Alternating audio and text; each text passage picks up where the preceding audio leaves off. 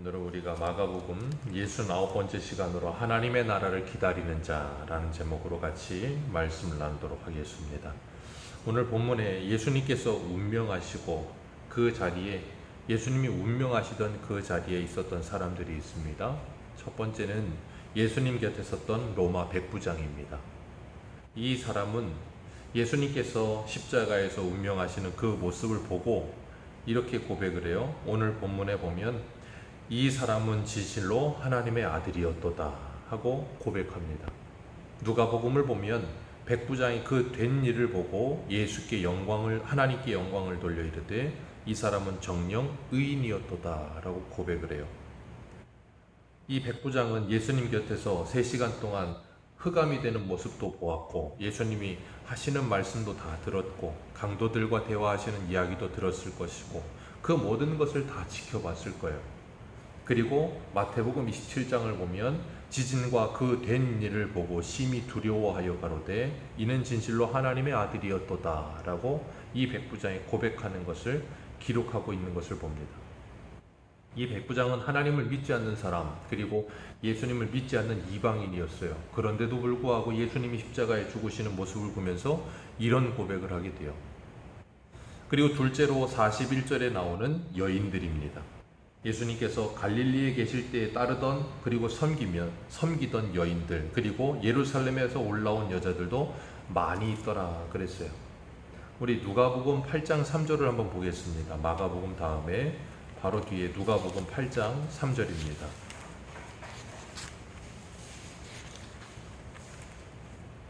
누가복음 8장 3절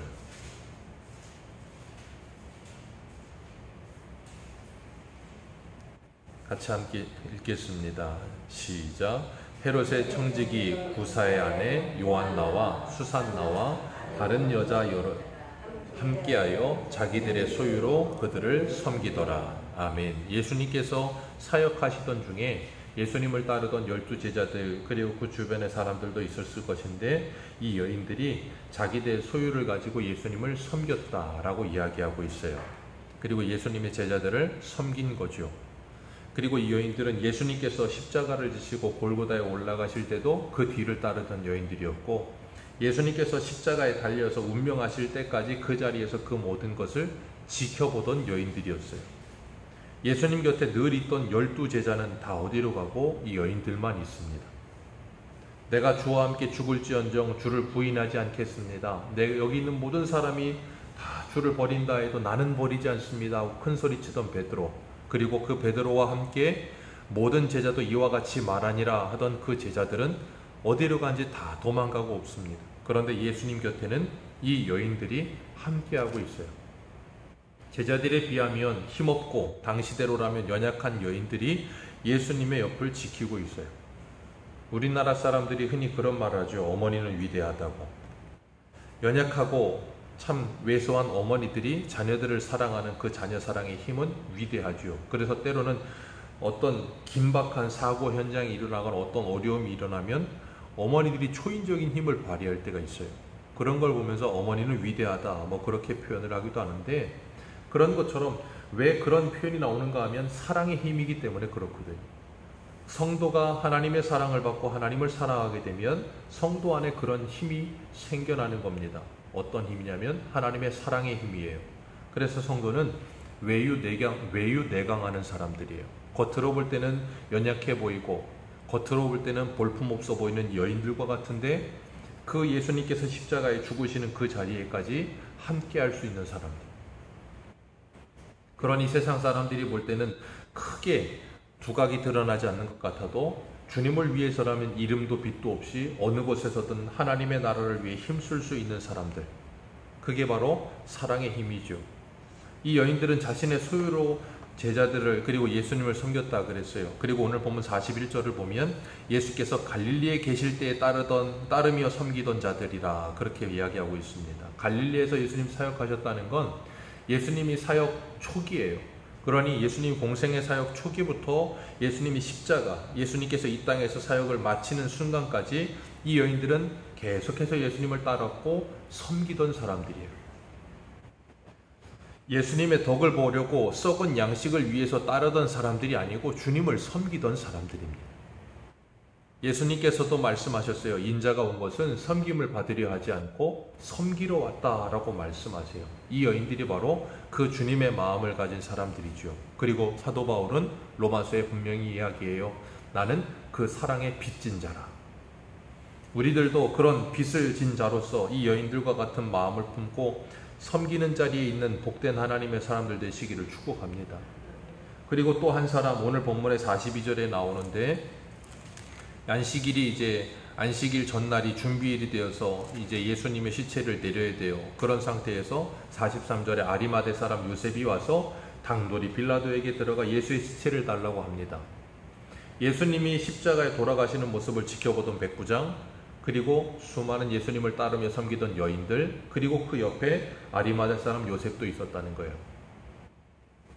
예수님의 시체를 달라고 하고 42절을 보면 준비일 곧 안식일 전날이었기 때문에 그 시체를 계속 나무에 달아둘 수가 없는 거예요. 신명기 21장 23절을 보면 시체를 나무 위에 밤새도록 두지 말고 당일에 장사하여 내 하나님 여호와께서 내게 기업으로 주시는 땅을 더럽히지 말라. 나무에 달린 자는 하나님께 저주를 받았음이니라 하는 말씀처럼 예수님의 장례를 치러야 되겠는데, 예수님이 하나님의 저주를 받아 나무에 달린 자의 모습인 거예요. 그러니까 누구도 그 장례를 치르러 선뜻 나서는 사람이 없는 거예요.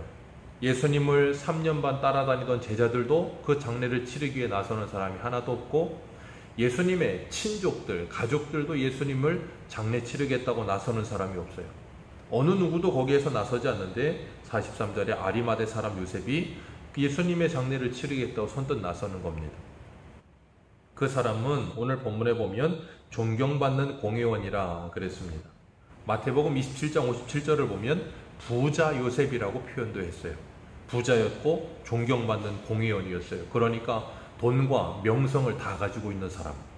그런데 오늘 본문은 그 사람을 뭐라 그래요? 하나님의 나라를 기다리는 자라. 돈과 명성을 다 가지고 있고 이 세상에서 부족한 것이 없는 모든 것을 가진 사람이었지만 하나님의 나라를 기다리는 자라. 여기서 우리가 알 수 있는 게 뭐냐면 예수님의 제자는 하나님의 나라를 기다리는 사람이라는 거예요. 어제 우리가 로마서 말씀을 나누면서도 로마서 8장의 18절 이하에 뭐라 그래요? 생각하건대 현재의 고난은 장차 우리에게 올 영광과 좋게 비교할 수 없도다. 그 소망 가운데 구원을 얻는다 하시면서 소망은 보이는 것이 아니고 보이지 않는 것이 소망이니 그 보이지 않는 것을 소망하는 사람은 기다린다 그러셨어요. 참음으로 기다린다. 이 아리마대 사람 요셉은 예수 그리스도의 제자로서 이 땅을 살아가면서 그가 그 주님 다시 오실 날에 대한 소망이 생겨난 거예요. 그러면서 하나님의 나라를 기다리는 사람이었기 때문에 용기 있게 당돌이 빌라도에게 가서 예수님의 시체를 달라고 하는 겁니다. 존귀한 공회원이라는 건 당시 유대 최고 결정기구인 사내리들이 공회원이라는 거예요. 71명 정도밖에 들어가지 않는 그런 로얄 패밀리에 속해 있는 사람이에요. 그런데 그 사람이 예수의 시체를 달라고 당돌이 가서 이야기합니다. 말은 누구든 다 볼 수 있는 곳에서 공개적으로 예수의 시체를 달랬다는 말이에요.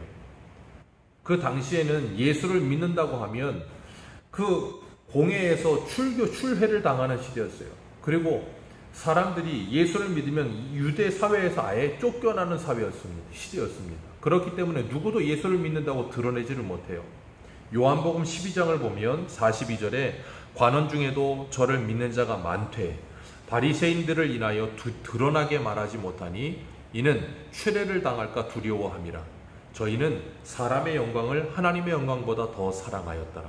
예수님은 믿기는 믿었어요. 믿기는 믿었는데 사람의 영광을 하나님의 영광보다 더 사랑했어요. 이 아리마대 사람 요셉도 부자였고 공회원이었다 보니까 자신이 가지고 있는 부와 명성이 더 사랑스럽게 여겨졌고 더 존귀하게, 귀하게 여겨졌던 거예요. 그러다 보니까 예수님을 믿었음에도 불구하고 드러내지를 못했었어요. 그런데 그 아리마대 사람 요셉이 이렇게 되었던 이유는 뭐냐면 요한복음 19장 38절에 아리마대 사람 요셉은 예수의 제자이나 유대인이 두려워 그것을 숨기더니 2일 후에 빌라도에게 예수의 시체를 가져가기를 구하매 그랬어요. 이 2일 후가 뭐냐면 예수님이 십자가에 죽으심이에요. 예수님의 십자가의 죽으심을 옆에서 본 그 아리마대 사람 요셉은 그 십자가의 사건을 통해서 이 사람이 어떻게 됐어요? 새 사람이 된 거예요. 이제는 사람의 영광보다 하나님의 영광을 더 사랑하는 사람이 된 거예요. 그리고 나니까 어떻게 돼요? 하나님의 나라를 기다리는 자로서 그 하나님의 나라를 소망하면서 현재의 고난을 넉넉히 이길 수 있는 힘이 그에게 생겨난 거예요. 하나님께서 그에게 은혜를 베푸신 것이죠. 그렇게 이 일 후에 그런 변화가 일어났던 것처럼 우리도 예수 그리스도 안에서 이 일 후에는 우리도 하나님의 나라를 기다리며 예수 그리스도의 제자로서 이 땅에서 현재의 고난을 두려워하지 않는 믿음으로 살아가게 될 줄로 믿습니다. 자신의 모든 것을 예수님을 위해서라면, 공회원이었고 모든 재산을 몰수를 당한다 할지라도 예수 그리스도를 위해서라면, 우리가 어제 저녁에도 엘리가 하나님보다도 두 아들을 더 중히 여겼다 그랬어요. 그게 뭐라 그랬어요? 두 아들에게 무게중심이 가 있었다 그랬어요. 그래서 하나님께서 그러셨어요. 나를 존중히 여기는 자를 내가 존중히 여기고 나를 멸시하는 자를 내가 경멸하리라. 이 아리마대 사람 요셉은 이제는 그 마음의 중심이 예수 그리스도의 십자가를 통과하고 난 후에 하나님께로 기울었어요. 그리고 그 하나님의 나라를 소망하면서 그 하나님의 나라를 위해서 이 땅을 살아가기 시작하는 겁니다. 오늘 저와 여러분들도 이 예수님의 십자가 앞에서 그 여인들과 같이, 그리고 이 아리마대 사람 요셉과 같이, 그리고 한나와 같이 정말 하나님을 존귀히 여기며 하나님을 존중히 여기며 하나님의 나라를 기다리며 오늘을 산 복된 하나님의 사람들 되시기를 주님의 이름으로 축복합니다. 기도하겠습니다.